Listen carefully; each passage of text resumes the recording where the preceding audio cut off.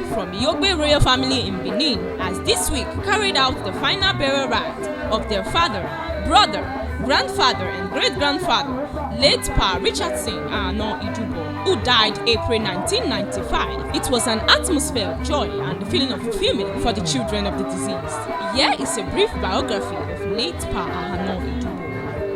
Late Mr. Richardson Ahano Idubor was born into the Idubor royal family of Benin in the year 1916.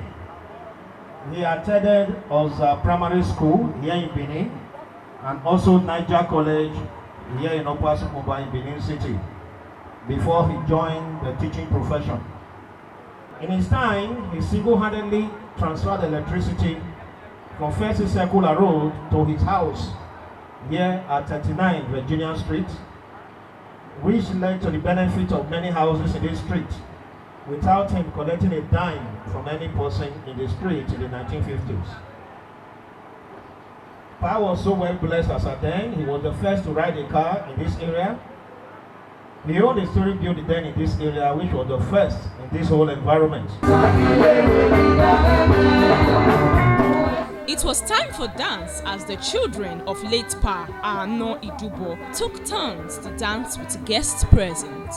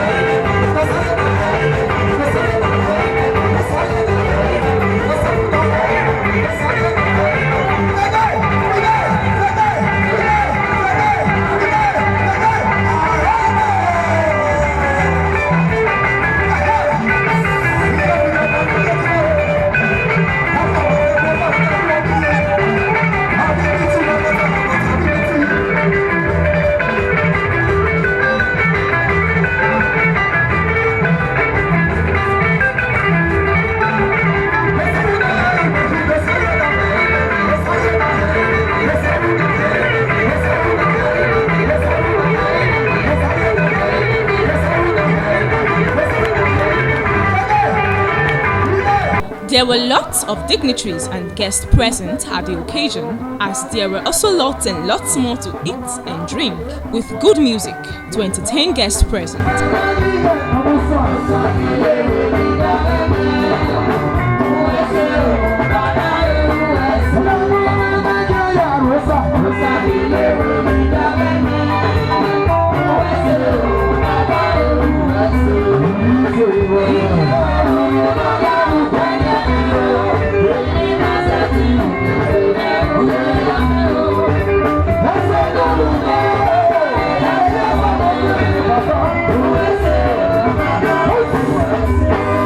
It has been 24 years after the passing on to glory of late Pa Ahano Idubor, but he still lives on in the minds of his children, grandchildren, family members and friends. After all these years, one of the daughters, Evangelist Mrs. Kate Obayagbona, the siblings, in-laws, grandchildren and friends of the deceased has this to say about him. Thank God for the successful burial of my father, my late father, Pa Richardson Ahano Idubor.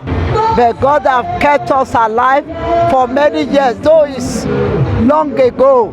But today, God bring it to pass for all the children to come together for this celebration of his burial.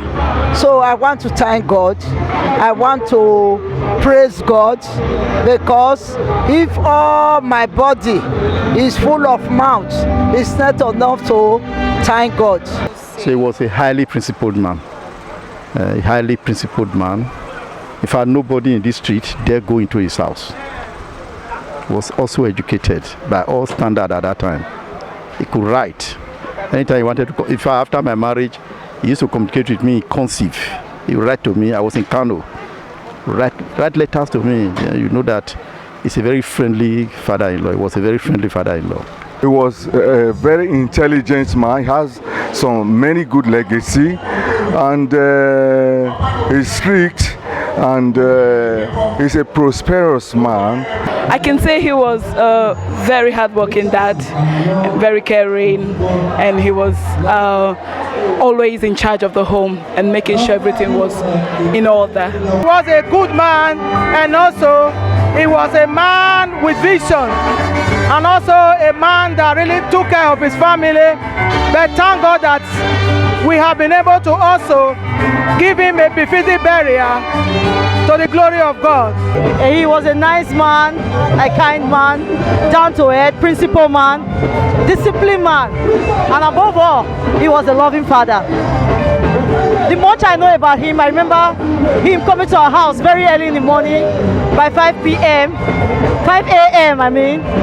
Most times, I remember the last gift that he gave to me, a golden spoon.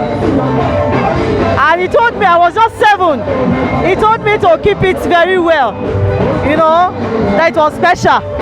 He was a nice man, a loving man. He was much of a father, and he loved his children. So I'm so happy that I'm here today to share in his demise. Until his death, late Pa Ahano Idubor was survived by 7 children, several grandchildren, and numerous great-grandchildren. Favor Usaro, reporting for Metropolis.